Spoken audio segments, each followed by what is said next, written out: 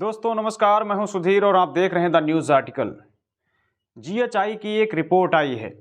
जिसमें ये तुलना की जाती है कि किस देश में कितनी भुखमरी है।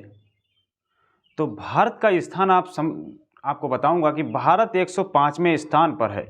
127 देशों में से भारत का नंबर 105 है। तो आप ये मत समझिएगा कि 127 देशों में 105वें नंबर पर भारत है तो इसका मतलब वो ठीक है, नहीं। जो देश जीरो के जितना नज़दीक होता है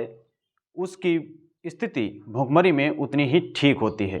और जो देश जीरो से जितनी दूर होता है, जितनी संख्या बढ़ती जाती है, वो देश भुखमरी में उतना ही ज़्यादा होता है। तो 127 देशों में से भारत 105वें नंबर पर है, तो आप समझ सकते हैं कि भारत में कितनी भुखमरी ज़्यादा है और स्थिति काफ़ी गंभीर है। वहीं बात कर लेते हैं पड़ोसी देशों की।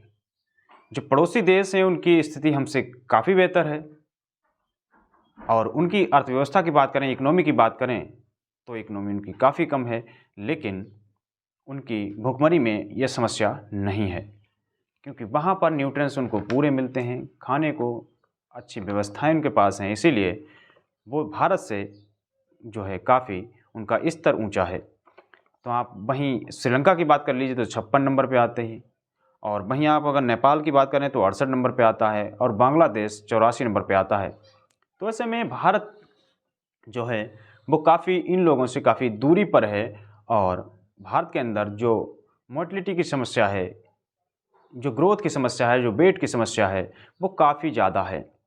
क्योंकि जो 5 साल के बच्चे हैं उनकी एज के हिसाब से उनका वज़न पूरा नहीं होता,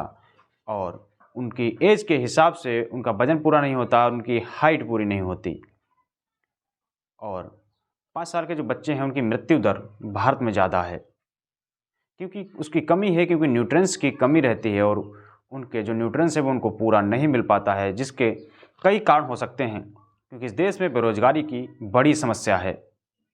लेकिन इस देश के नेताओं के पास किसी प्रकार की कोई कमी नहीं है।